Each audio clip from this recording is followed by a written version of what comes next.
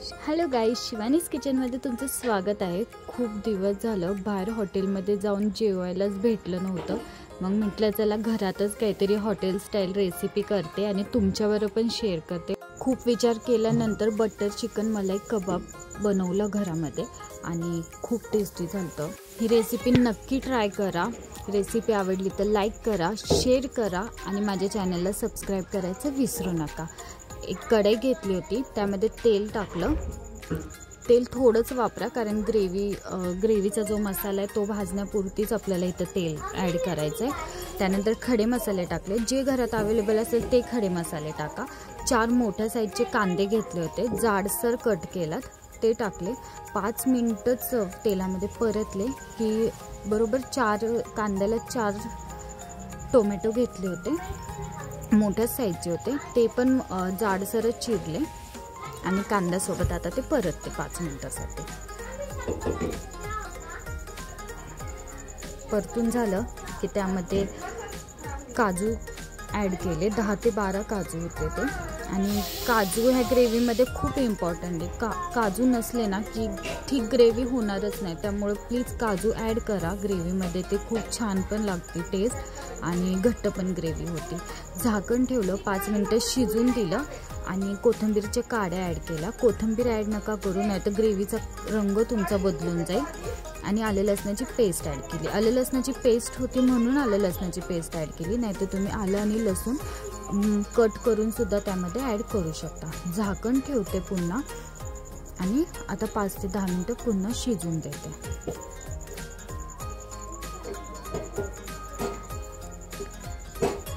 मी आलं लसणाची पेस्ट टाकली त्यामुळे थोडंसं खाली लागत होतं, म्हणून मी 2-2, 5-5 मिनिटाला झाकण काढून ते हलवत होते, नाहीतर खाली मसाला लागेल। व्यवस्थित मसाला शिजलाय की आता झाकण ठेवते आणि साईडला गार करायला मसाला ठेवून टाकते। तोपर्यंत आपण चिकन कबाब बनवून घेऊया। कबाब बनवण्यासाठी अर्धा किलो चिकन आणलं होतं, बोनलेस चिकन आणलं आणि घरातच मिक्सरमध्ये बारीक केलं आहे चिकन, कारण की मला विकतचा खिमा नाही आवडत, तो मशीनमध्ये करून देतात, म्हणून मी बोनलेस चिकन घेतले। छोटे छोटे पीस करून मागितले चिकनचे आणि घरातच मिक्सरमध्ये फिरवलं। टेस्टनुसार त्यामध्ये मीठ ॲड करूयात, धना पावडर ॲड करूया, चवीनुसार मसाले ॲड करा। जेवढे कबाबमध्ये मसाले टाकताल तेवढा कबाब छान लागेल। लाल तिखट ॲड करते आणि रंगासाठी काश्मीरी मिरची सुद्धा वापरू शकता, पण लाल तिखट टाकलं त्यामुळे कबाबला रंग येणारच। चवीनुसार लाल तिखट ॲड केलंय। गरम मसाला ॲड करते थोडासा आणि बेसन पीठ ॲड करूया। 2 ते 3 चमचे आपल्याला बेसन पीठ ॲड करायचं आहे।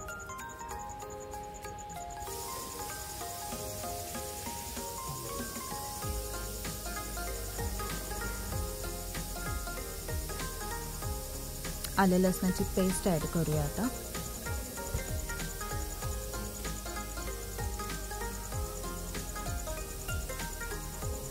आणि मस्त अशी फ्रेश कोथिंबीर आणली होती, बारीक बारीक चिरली आणि ती पण ॲड करते।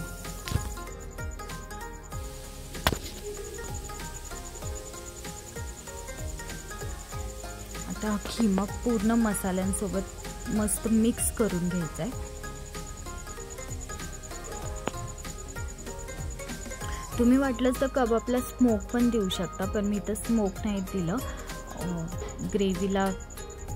म्हणजे जर आपण स्टार्टर म्हणून कबाब खाल्ले तर ठीक आहे, पण मी ग्रेव्हीमध्ये ॲड करणार आहे ना, त्यामुळे मी स्मोक नाही दिलं।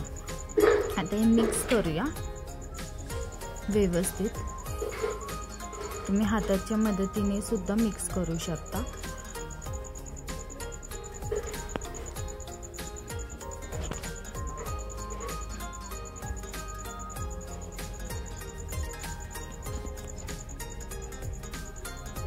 आणि आता कबाब फ्राय करून घेऊया। त्यासाठी पॅन घेतलाय, पॅनमध्ये थोडंसं तेल ॲड करते। शॅलो फ्राय करायचं, डीप फ्राय नाही करायचं कबाब। तुम्हाला वाटलं तर तुम्ही करूही शकता, पण मी इथं शॅलो फ्राय केलं आहे. हाताला तेल लावते कारण खिमा आपल्या हाताला चिपकायला नाही पाहिजे. आणि त्याचे तुम्ही गोल म्हणजे कोफ्ता टाईप पण तुम्ही बनवू शकता, बट मी थोडासा आकार चेंज केला आहे कबाबचा. तुम्ही तुमच्या पद्धतीने गोल किंवा या आकारचे सुद्धा बनवू शकता.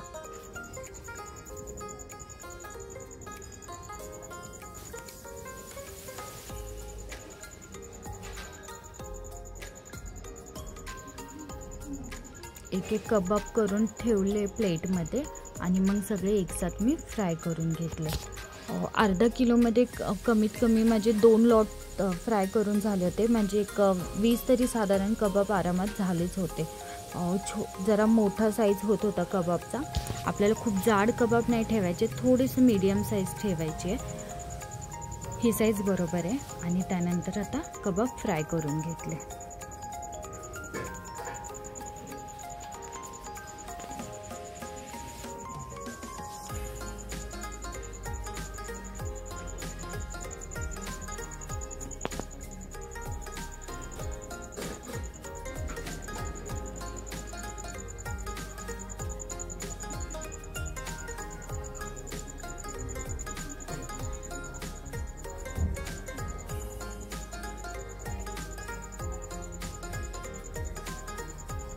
खूप जास्त कबाब ॲड नका करू पॅनमध्ये, नाहीतर एकमेकांना चिपकून ते फुटू पण शकतात. थोडीशी जागा स्पेस सोडायची आपल्याला कबाबमध्ये. त्यानंतर आलटी पलटी करून दोन्ही साईडने आपल्याला व्यवस्थित ते फ्राय करून घ्यायचे.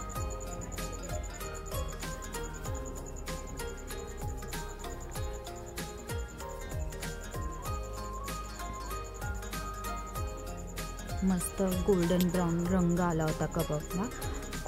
पूर्ण असं फ्राय करूच तोपर्यंत व्हिडिओ नाही चालू ठेवला, नाही तर खूप मोठा व्हिडिओ होतो. आणि आता सगळे कबाब एका प्लेटमध्ये काढून ठेवते.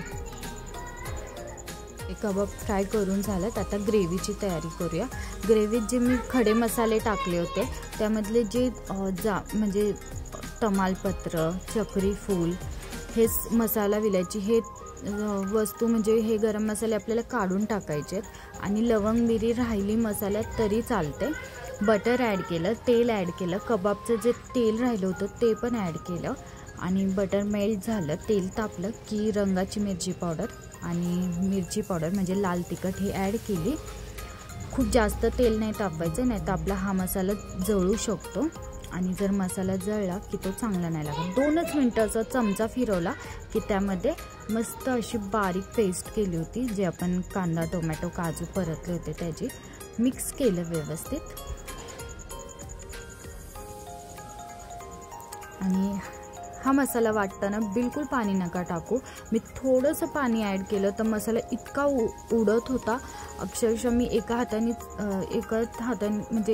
हाताने मी चमच्याच्या मदतीने ते हलवत होते मसाला, आणि दुसऱ्या हाताने पटकन मी झाकण ठेवलं. आणि तुम्ही बघू शकता तो मसाला किती उडला. तो मसाला भाजूस तोपर्यंत मी परत एकदा किचन वाटा स्वच्छ करून घेतला, कारण मी मागं जे शोचं ठेवलं होतं त्यावर सुद्धा ते मसाला उडला होता. तर प्लीज मसाला बारीक करताना थोडंसं म्हणजे पाणी टाकूच नका, तो ऑलरेडी तसाच बारीक होईल. पण माझी चूक झाली, मी थोडंसं पाणी ॲड केलं. मसाला परतला व्यवस्थित, मस्त रंग पण छान आला आहे मसाल्याला. त्यामध्ये आता धने पावडर ॲड करते. पुन्हा मिक्स करूया आता मसाला. ह्यामध्ये काजू आहे म्हणून मसाला खाली लागणारच, टेन्शन नका घेऊ की म्हणजे नाही का माझी नॉनस्टिकी कढई असून सुद्धा खाली मसाला लागत होता, कारण काजूमुळं मसाला लागणारच खाली, तुम्ही कोणतीही कढई घ्या. पण मसाला खाली लागतोय म्हणून तुम्ही काजू ॲड नसेल करत तर असं बिलकुल करू नका. काजू नक्की ॲड करा, ग्रेव्ही थिक होते आणि ग्रेव्हीची टेस्ट पण चांगली लागते, म्हणून काजू प्लीज नक्कीच ॲड करा ह्या रेसिपीमध्ये. त्यानंतर पाणी ॲड करायचं, थोडं थोडं करून पाणी टाकते. तुम्हाला जेवढी थिक ग्रेव्ही पाहिजे तेवढं पाणी ॲड करा. मी इथं मिक्सरचं भांडं धुवूनच 2-3 वेळा पाणी ॲड केलं होतं. आणि जसं पाणी ॲड करताल थोडं थोडं पुन्हा मसाला उडायला लागेल, म्हणून मी पुन्हा परत खूप फास्ट ह्याने पाणी ॲड केलं, नाहीतर पूर्ण किचन वाटा पुन्हा मला पुसावा लागला असता.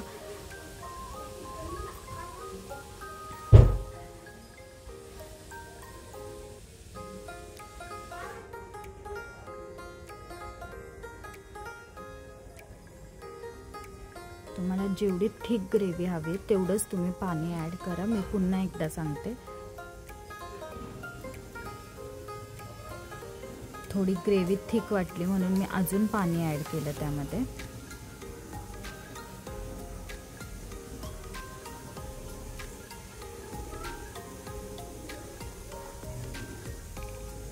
आता ग्रेव्ही आपल्याला व्यवस्थित शिजून द्यायची आहे. चवीनुसार मीठ ॲड करते आता त्यामध्ये. मी तर 2 चमचे मीठ ॲड केलं होतं आणि मी थोडीशी थिक ग्रेव्ही ठेवली होती. तुम्हाला जर पूर्णच म्हणजे थोडीशी पातळ या मग थोडी अजून घट्ट पाहिजे असेल तर कमी जास्त पाणी करू शकता. कसुरी मेथी ॲड केली आहे, छान लागते ग्रेव्हीमध्ये म्हणून. आता मिक्स करते एकदा परत आणि झाकण ठेवून आपण ग्रेव्हीला उकळून देऊया. ग्रेव्ही उकळली की मसाला व्यवस्थित शिजतो, कारण हा मसाला आपण तेलामध्ये जसं आपण नॉनव्हेज दुसरं बनवतो तर त्या खोबरं आणि कांदा व्यवस्थित परततो तसं आपण हा मसाला परतत नाही. त्यामुळं ग्रेव्ही व्यवस्थित उकळू द्यायची. ग्रेव्ही उकळली की त्यामध्ये आता कबाब 1-1, 2-2 करून ॲड करते.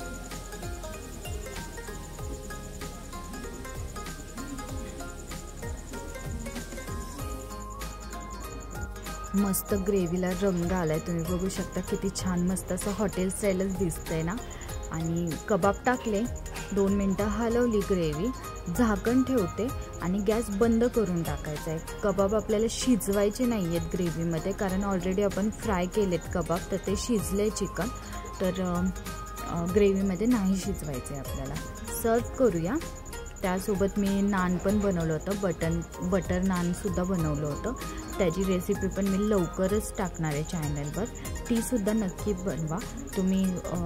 घरात म्हणजे मैद्याची रोटी या मग फुलका चपाती ह्याच्याबरोबर पण ही रेसिपी म्हणजे ट्राय करू शकता. असं नाही की मी नान बनवलं, मला रेसिपी येत होती नानची म्हणून मी नान ट्राय केले होते आणि ही रेसिपी बरं नान छान लागतात, त्यामुळं आम्ही घरात बनवले होते नान.